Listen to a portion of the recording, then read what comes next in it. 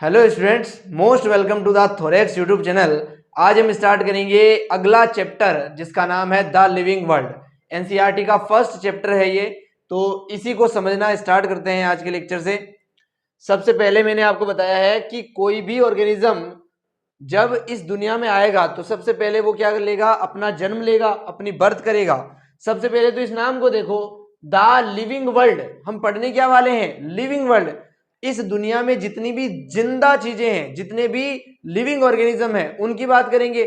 और वो living non living से कैसे डिफर करता है, कैसा डिफरेंस है इन दोनों के बीच, इसकी भी डिस्कशन यहाँ पे करेंगे। सबसे पहले बात करते हैं, जब भी कोई लिविंग ऑर्गेनिज्म इस अर्थ पे आता है तो उस आने की प्रोसेस का नाम क्या है? बर्थ है। बर्थ जब हो जाती है किसी लिविंग ऑर्गेनिज्म की, तो उसके बाद उस बॉडी का साइज बढ़ता है, उसकी बॉडी का क्या बढ़ता है? साइज बढ़ता है। तो साइज बढ़ने की प्रोसेस को क्या बोलते हैं? ग्रोथ बोलते हैं। किसी ऑर्गेनिज्म की बॉडी की साइज बढ़ना क्या है? ग्रोथ है। जब साइज बढ़ जाती है तो उसके अंदर कुछ डेवलपमेंट होते हैं, कुछ हार्मोन बनने लगते हैं, कुछ और चीजें डेवलप होती है। जैसे हार्ट जो है अपनी पोजीशन में आता है, रेस्पिरेटरी रेट जो है अपनी पोजीशन में आती है। ये सब डेवलपमेंट होते हैं उस ऑर्गेनिज्म के अंदर। जब ये डेवलपमेंट भी हो जाते हैं, उसके बाद वो ऑर्गेनिज्म होता है मेच्योर, यानी कि उसके अंदर मेच्योरिटी आती है। उसके सोचने समझने की क्षमताएं, एबिलिटी क्या होती है? बढ़ती है बेसिकली।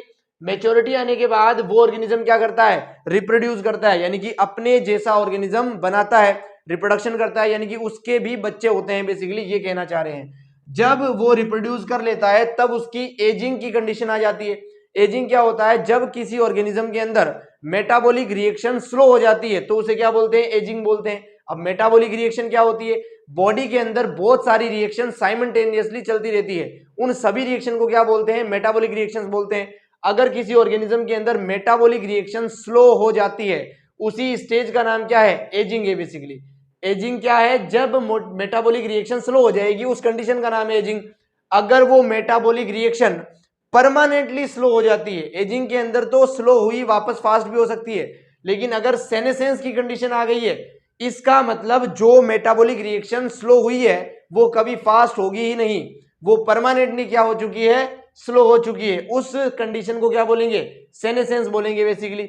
अगर मेटाबॉलिक रिएक्शन रुक जाती है किसी लिविंग बॉडी के अंदर, तो वो लिविंग बॉडी लिविंग रहेगी ही नहीं, यानी कि वो ऑर्गेनिज्म मर जाएगा बेसिकली। उसी कंडीशन का नाम क्या है? डेथ नाम है। तो मैंने आपको समझाया कि एजिंग क्या है? मेटाबॉलिक रिएक्शन का स्लो होना।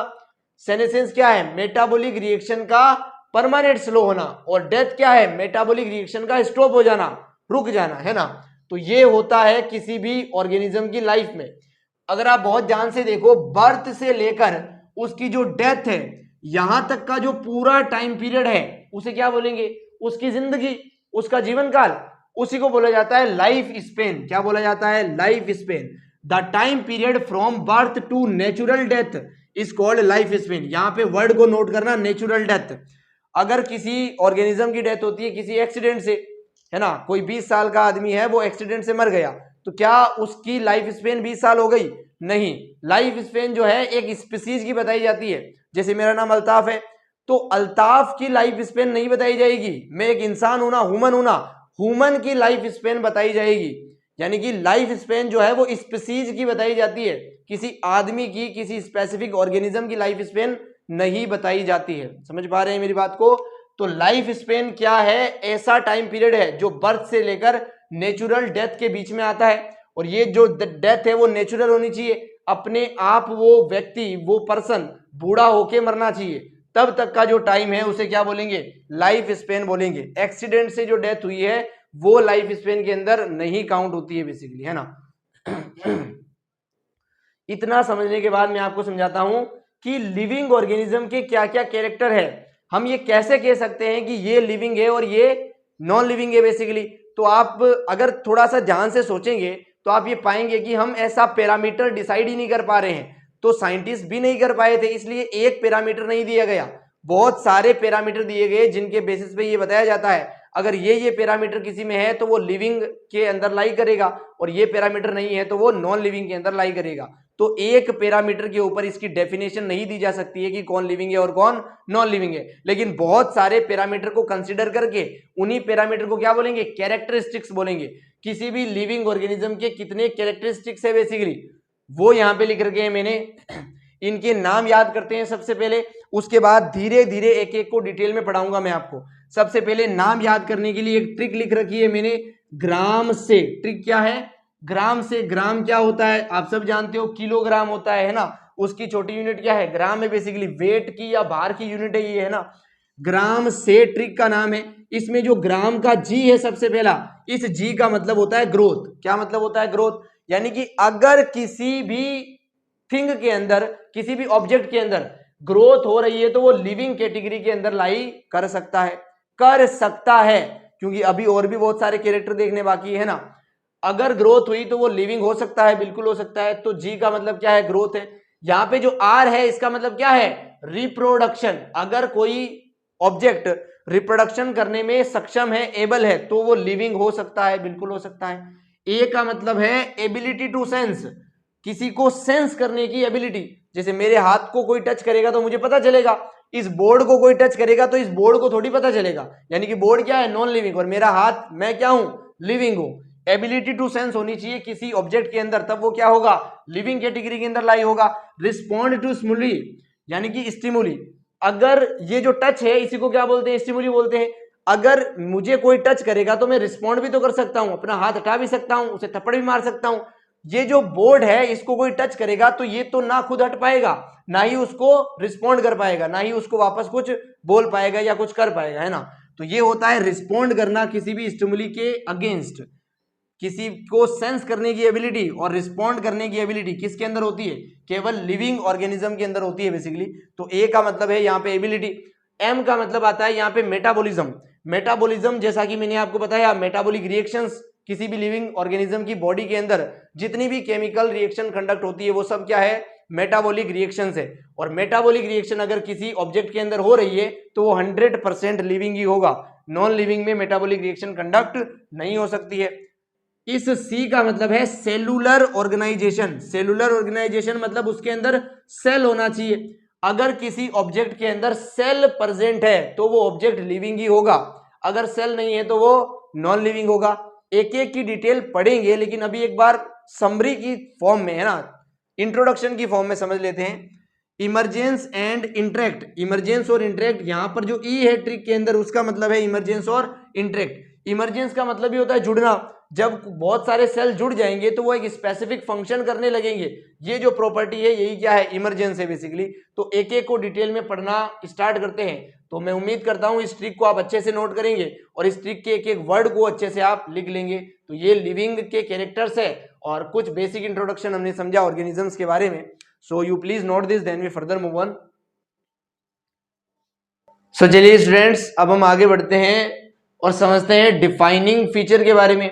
अभी हमने समझे थे लिविंग ऑर्गेनिज्म के कैरेक्टर, उन्हीं कैरेक्टर को फीचर भी बोल सकते हैं।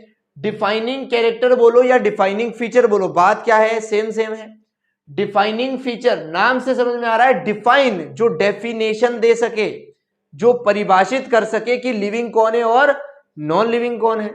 अभी जितने भी कैरेक्टर पढ़े थे हमने, 6 पढ़े थे, उन 6 में से सारे डेफिनेशन नहीं दे सकते। डेफिनेशन केवल 2 दे सकते हैं। कौन कौन से? मेटाबॉलिज्म और सेलुलर ऑर्गेनाइजेशन। अगर किसी लिविंग बॉडी के अंदर मेटाबॉलिज्म हो रहा है, यानी कि कोई ऑब्जेक्ट है, मान लो वो लिविंग है नॉन लिविंग है पता नहीं, अगर उसमें मेटाबॉलिज्म हो रहा है तो वो 100% क्या होगा? लिविंग होगा। अगर उसमें सेलुलर ऑर्गेनाइजेशन है तो वो भी 100% क्या होगा? लिविंग हो जाएगा। अगर मेटाबॉलिज्म नहीं है, सेलुलर ऑर्गेनाइजेशन नहीं है, तो वो कैसा हो जाएगा? वो नॉन लिविंग हो जाएगा बेसिकली।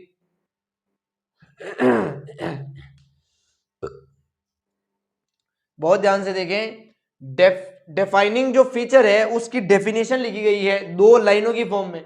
अगर कोई फीचर लिविंग ऑर्गेनिज्म को डिफाइन कर रहा है तो वो सभी लिविंग ऑर्गेनिज्म के अंदर प्रेजेंट होना चाहिए। Must be present in all living organism, सभी के अंदर होना ही चाहिए, कोई भी एक्सेप्शन नहीं मिलना चाहिए, तभी वो क्या होगा? डिफाइनिंग फीचर होगा। अगर वो लिविंग का डिफाइनिंग फीचर है तो वो किसी भी नॉन लिविंग में नहीं होना चाहिए। Must not be present in any non living, किसी भी नॉन लिविंग में प्रेजेंट नहीं होना चाहिए। डिफाइनिंग फीचर तभी बोलेंगे लिविंग ऑर्गेनिज्म का जब वो सभी लिविंग ऑर्गेनिज्म में प्रेजेंट हो और वो किसी भी नॉन लिविंग में प्रेजेंट ना हो, तब बोलेंगे। यानी कि जो मेटाबॉलिज्म है वो सभी लिविंग ऑर्गेनिज्म में होता है और किसी नॉन लिविंग में नहीं होता है। इसीलिए ये क्या है, एक डिफाइनिंग फीचर है लिविंग ऑर्गेनिज्म का।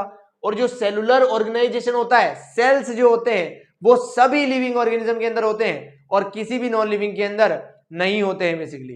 तो ये दो फीचर है जो कि डिफाइनिंग फीचर है। अब हम बात करते हैं जो 6 कैरेक्टर लिखे थे, 6 फीचर लिखे थे हमने, उनके बारे में थोड़ा सा और इलोबरेट फॉर्म में पढ़ना। सबसे पहले पढ़ते हैं सेलुलर ऑर्गेनाइजेशन को। बेसिकली सभी जो लिविंग ऑर्गेनिज्म है वो सेल्स के बने होते हैं और जो नॉन लिविंग है उनके अंदर सेल होता ही नहीं है, क्योंकि ये कैसा है, एक डिफाइनिंग फीचर है। तो ये लाइन हम पहले से जानते हैं। जो सेल्स होते हैं जब वो जुड़ जाते हैं और कोई पर्टिकुलर फंक्शन करते हैं, सेम फंक्शन करते हैं, तब उसको क्या बोलते हैं, टिश्यू बोलते हैं। What is tissue?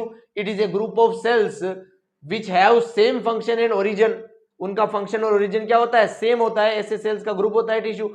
सिंपल समझो, जब सेल्स जुड़ जाते हैं तो क्या बनता है, टिश्यू बनता है। और जब बहुत सारे टिश्यू जुड़ जाते हैं तो क्या बन जाता है, ऑर्गन बन जाता है। जब बहुत सारे ऑर्गन जुड़ जाते हैं तो क्या बन जाता है, ऑर्गन सिस्टम बन जाता है। और जब बहुत सारे ऑर्गन सिस्टम जुड़ जाते हैं तो क्या बन जाता है, पूरा का पूरा ऑर्गेनिज्म बन जाता है। जैसे कि मैं एग्जांपल की बात करूं आपके सामने, जैसे कोई गोबलेट सेल है जो म्यूकस बनाता है, जब वो सेल्स जुड़ेंगे तो क्या बनेगा, कोई टिश्यू बनेगा। वो कौन सा टिश्यू है, वो मान लेते हैं कि वो ग्लैंडुलर टिश्यू बन गया है ना।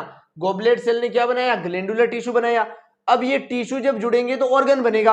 अब ये टिश्यू कहां पर प्रेजेंट है, मान लेते हैं स्टमक के अंदर प्रेजेंट है, तो वो स्टमक क्या हो गया, एक ऑर्गन हो गया, हुआ या नहीं। अब ये जो स्टमक है ये जुड़कर किसी दूसरे ऑर्गन से जुड़कर क्या बनाएगा, सिस्टम बनाएगा। स्टमक कौन से सिस्टम का पार्ट होता है, डाइजेस्टिव सिस्टम का पार्ट होता है ना। डाइजेस्टिव सिस्टम जो है उसके अंदर स्टमक एक ऑर्गन है, उसके अंदर ग्लैंडुलर टिश्यू एक टिश्यू है और उसके अंदर गोबलेट सेल एक टाइप के सेल्स है बेसिकली।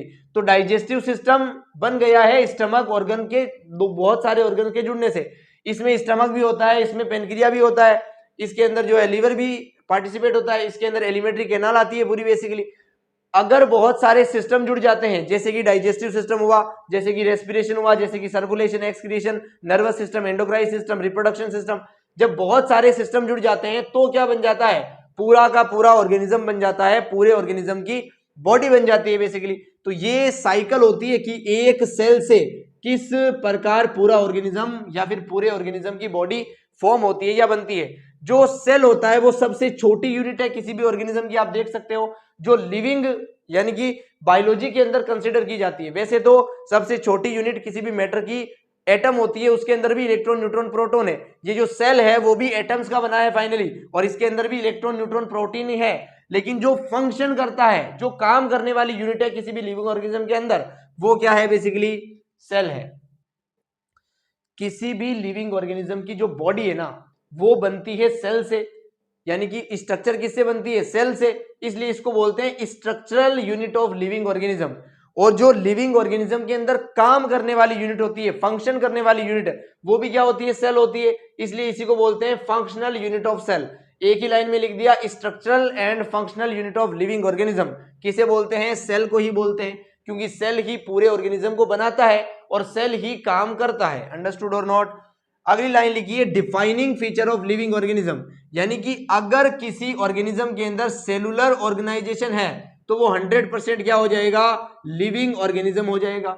अगर किसी ऑब्जेक्ट के अंदर सेलुलर ऑर्गेनाइजेशन नहीं है तो वो कैसा हो जाएगा, नॉन लिविंग हो जाएगा। सेलुलर ऑर्गेनाइजेशन के बेसिस पे आप लिविंग और नॉन लिविंग की डेफिनेशन दे सकते हो, इसीलिए ये क्या है, डिफाइनिंग फीचर है। तो मैं उम्मीद करता हूं यहां पे लिखी गई एक एक लाइन आपको समझ में आई होगी। So you please note this, then we further move on. So चलिए स्टूडेंट्स, अब हम बात करते हैं सेकंड फीचर के बारे में, जो कि लिविंग ऑर्गेनिज्म और नॉन लिविंग ऑर्गेनिज्म को डिफर करता है, हमें डेफिनेशन देता है। उसका नाम है मेटाबॉलिज्म बेसिकली। जैसा कि हमने पढ़ लिया है कि ये भी एक डिफाइनिंग फीचर है, ये भी डेफिनेशन दे सकता है कि कौन लिविंग है और कौन नॉन लिविंग है। अगर किसी भी ऑब्जेक्ट के अंदर मेटाबॉलिक रिएक्शन हो रही है तो वो ऑब्जेक्ट लिविंग कहलाएगा, लिविंग कहा जाएगा। अगर किसी ऑब्जेक्ट के अंदर मेटाबॉलिक रिएक्शन नहीं होती है तो वो ऑब्जेक्ट नॉन लिविंग कहा जाएगा। I hope it is clear. अब समझते हैं कि यार ये मेटाबॉलिक रिएक्शन है क्या एक्चुअली में।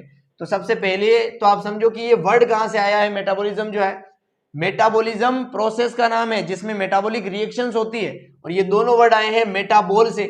मेटाबॉल जो है एक ग्रीक लैंग्वेज का वर्ड है जब इस ग्रीक लैंग्वेज के मेटाबॉल वर्ड का इंग्लिश में ट्रांसलेशन करते हैं तो वो निकल के आता है चेंज, यानी कि यहां पर कुछ मॉलिक्यूल दूसरे मॉलिक्यूल में चेंज हो जाएंगे बेसिकली, है ना। तो सबसे पहली लाइन पढ़ो, देखिए एनसीईआरटी की लाइन लिखी गई है, ऑल लिविंग ऑर्गेनिजम्स, जितने भी लिविंग ऑर्गेनिज्म होते हैं वो सभी are made up of chemicals, वो सभी किसके बने होते हैं, केमिकल्स के बने होते हैं basically. These chemicals are constantly, सभी ऑर्गेनिजम्स केमिकल के बने हैं और वो केमिकल्स कॉन्स्टेंटली लगातार बीइंग मेड, लगातार बनते रहते हैं, and change into other biomolecules, वो मॉलिक्यूल्स लगातार, वो केमिकल्स लगातार बनते भी रहते हैं और दूसरे बायोमोलिक्यूल्स में बदलते भी रहते हैं। ये जो बदलने की प्रोसेस है इसी का नाम क्या है, मेटाबॉलिक रिएक्शन या फिर मेटाबॉलिज्म बोल लो। अंडरस्टूड और नॉट। अगली लाइन पढ़ते हैं, द कन्वर्जन, कन्वर्जन का मतलब बदलना, चेंज होना। The conversion are chemical reactions और मेटाबॉलिक रिएक्शंस, ये जो एक मॉलिक्यूल से दूसरे मॉलिक्यूल में बदलने का जो कन्वर्जन है इसी को क्या बोलते हैं, केमिकल रिएक्शन बोलते हैं, और इसी का दूसरा नाम क्या रखा गया है, मेटाबॉलिक रिएक्शन रखा गया है। अगली लाइन समझो, these are thousands of metabolic reactions occurring simultaneously inside the all living organism, हमारे जो लिविंग ऑर्गेनिज्म की बॉडी है उसके अंदर हजारों मेटाबॉलिक रिएक्शंस साइमल्टेनियसली, लगातार, अचानक से चली रही है, साथ साथ चली रही है। साइमल्टेनियस का मतलब साथ साथ, बहुत सारी हजारों की संख्या में मेटाबॉलिक रिएक्शन हमारी बॉडी के अंदर एक ही समय पे साथ साथ चल रही है।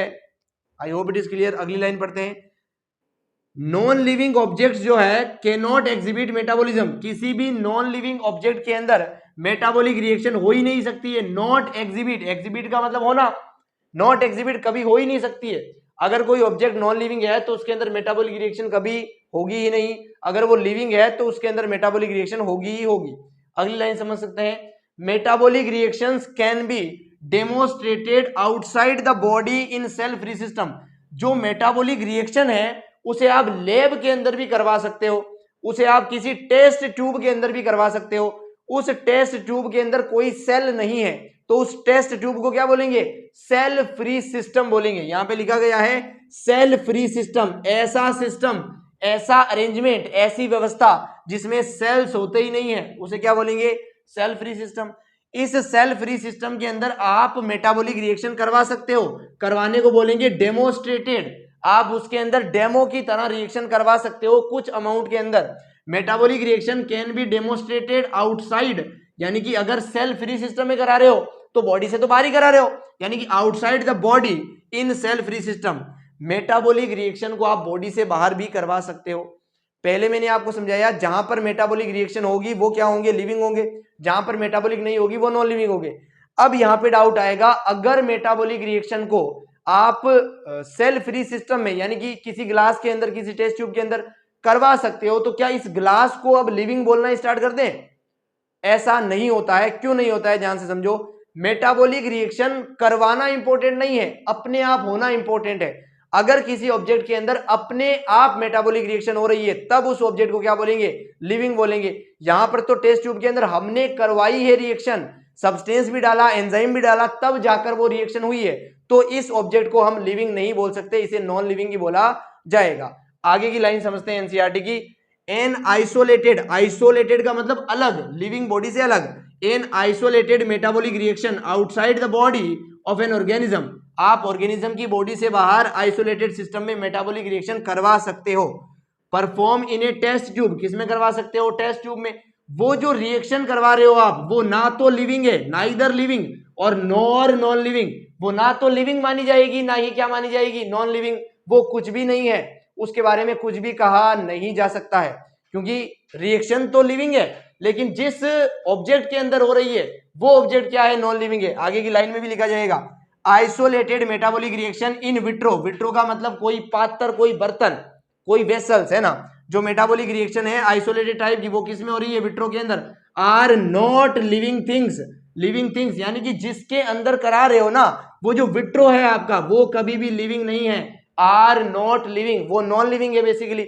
बट श्योरली लिविंग रिएक्शंस, ये जो रिएक्शन हो रही है उस ऑब्जेक्ट के अंदर वो रिएक्शन 100%, श्योरली का मतलब श्योर है, 100% क्या है, लिविंग है।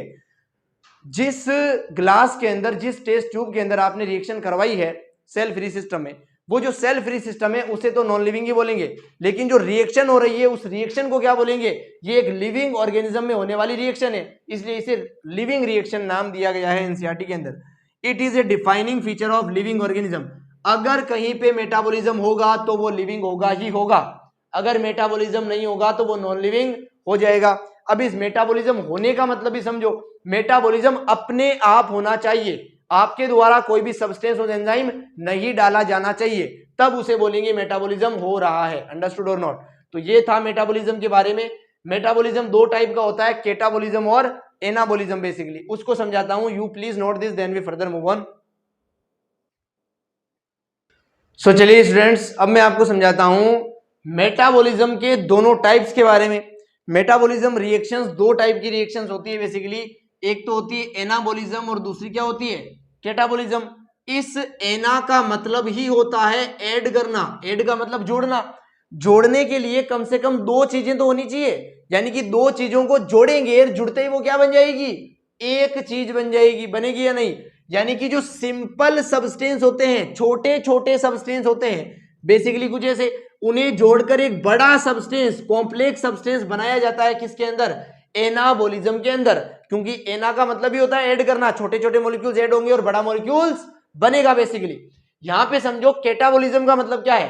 केटा का मतलब ही होता है कट करना, कट का मतलब काटना। काटोगे किसे? किसी बड़े मॉलिक्यूल को काटोगे ना, और काटने के बाद छोटे छोटे मॉलिक्यूल्स बन जाएंगे। यानी कि यहाँ पे कॉम्प्लेक्स सब्सटेंस होगा, बड़ा सा सब्सटेंस होगा, जिसे काटने पर वो छोटे छोटे सब्सटेंस में बदल जाएगा। क्या आपको समझ में आ रहा है? एनाबॉलिज्म और केटाबॉलिज्म एग्जैक्टली ऑपोजिट प्रोसेस है। इसके अंदर बड़ा मॉलिक्यूल बनता है और इसके अंदर छोटा मॉलिक्यूल बनता है, या बड़ा मॉलिक्यूल टूटता है, जैसे बोलना चाहें, है ना। बहुत ध्यान से देखो, इसे बोलेंगे बिल्डिंग अप प्रोसेस। यहां पे बड़े बड़े सब्सटेंस बिल्ड होते हैं, बिल्ड का मतलब बनना, निर्माण होना, फॉर्म होना। यहां पर बिल्डिंग अप हो रहा है सब्सटेंस का, और यहां पे सब्सटेंस टूट रहे हैं, ब्रेक डाउन हो रहे हैं, यानी कि बड़ा सब्सटेंस ब्रेक डाउन हो रहा है छोटे छोटों के अंदर। यहां पे छोटे छोटे सब्सटेंस जुड़ रहे हैं और बिल्डिंग ब्लॉक हो रहा है किसका? बड़े सब्सटेंस का बिल्डिंग ब्लॉक हो रहा है बेसिकली।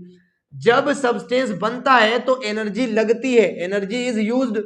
किसी भी काम को बनाने में, घर को बनाने में एनर्जी लगेगी, पैसा लगेगा, है ना, एनर्जी इज यूज्ड। और यहां पर जब उस सब्सटेंस को तोड़ना है तब एनर्जी वापस बाहर निकलती है, एनर्जी इज रिलीज्ड, एनर्जी बाहर निकलती है। अगर सब्सटेंस को बना रहे हो, जोड़ रहे हो, तो आपको एनर्जी लगानी पड़ेगी। जब वो सब्सटेंस वापस टूटेगा तो आपको एनर्जी वापस मिल जाएगी। ये सिंपल सा बायोलॉजी का कंसेप्ट है। अगर इसे मैं बॉन्ड एनर्जी से कंपेयर करूं, केमिकल बॉन्डिंग के, केमिस्ट्री के टॉपिक से, तो भी एक्सप्लेन हो जाएगा कि अगर कोई बॉन्ड बनता है तो उसमें एनर्जी लगती है, जब वो बॉन्ड टूटता है तो जितनी एनर्जी लगी थी उतनी ही एनर्जी वापस हमें मिलती भी है। तो वही कंसेप्ट है सेम, यहाँ पे एनर्जी रिलीज होगी और यहाँ पे एनर्जी यूज होगी बेसिकली। अगर एग्जांपल की बात करें, जैसे छोटे छोटे एमिनो एसिड जुड़कर क्या बनता है? प्रोटीन। छोटे जुड़कर बड़ा बना है ना, तो ये क्या है? एनाबॉलिज्म। उसी प्रोटीन को जब छोटे छोटे एमिनो एसिड में तोड़ा जाता है तो ये क्या हो गई? वापस केटाबॉलिज्म हो गई। जैसे CO2 और वाटर जुड़ते हैं किसके अंदर? फोटोसिंथेसिस के अंदर, और क्या बनता है? ग्लूकोज। ये छोटे छोटे सब्सटेंस जुड़े हैं और बड़ा सा बना है ग्लूकोज, इसलिए क्या है? एनाबॉलिज्म है। जब ग्लूकोज वापस टूटता है CO2 और H2O के अंदर, ये कौन सी प्रोसेस है? रेस्पिरेशन। तो इस रेस्पिरेशन के अंदर ध्यान से देखो, बड़ा मॉलिक्यूल टूटा है छोटे छोटे मॉलिक्यूल्स के अंदर, तो इसका नाम क्या होगा? केटाबॉलिज्म होगा बेसिकली। अगर किसी प्रोसेस के अंदर, लिविंग ऑर्गेनिज्म के अंदर बहुत सारे प्रोसेस हो रहे हैं, ऐसा प्रोसेस हो रहा है जिसके अंदर एनाबॉलिज्म का फिनोमिना भी हो रहा है, सब्सटेंस बन भी रहा है बड़ा सा, और केटाबॉलिज्म का फिनोमिना भी हो रहा है, बाद में वो सब्सटेंस वापस टूट भी रहा है, यानी कि एनाबॉलिज्म और केटाबॉलिज्म दोनों साथ साथ हो रहे हैं। ऐसी प्रोसेस को बोलेंगे एम्फीबॉलिज्म। एम्फी का मतलब भी क्या होता है? बोथ। यहां पे बोथ एनाबॉलिज्म और केटाबॉलिज्म प्रोसेस होंगे, इसलिए उसका नाम क्या होगा? एम्फीबॉलिज्म होगा बेसिकली। इसके बारे में लाइन पढ़ लेते हैं। If any process has both mechanism, कौन कौन से? ब्रेकडाउन, ब्रेकडाउन वाला कौन सा है? Catabolism. And building up, building up कौन सा है? Anabolism. Then this process is called amphibolism. ऐसे बहुत सारे प्रोसेस है जो एम्फीबॉलिज्म है, केटाबॉलिज्म है और एनाबॉलिज्म है। इन सब के एग्जांपल बायोलॉजी में जैसे जैसे चैप्टर पढ़ेंगे वैसे वैसे भर भर के पढ़ेंगे। तो आज हमने लिविंग ऑर्गेनिज्म के 6 फीचर के नाम समझे, उसके बाद में 2 डिफाइनिंग फीचर को डिटेल में भी समझ लिया है। आगे के जो फीचर है वो नॉन डिफाइनिंग है, उनको भी एक एक करके डिटेल में पढ़ाएंगे, लेकिन अगले लेक्चर में, क्योंकि इसका ड्यूरेशन भी काफी हाई हो चुका है। So thank you so much यहाँ तक रहने के लिए। चिल देन, मिलते हैं नेक्स्ट लेक्चर में।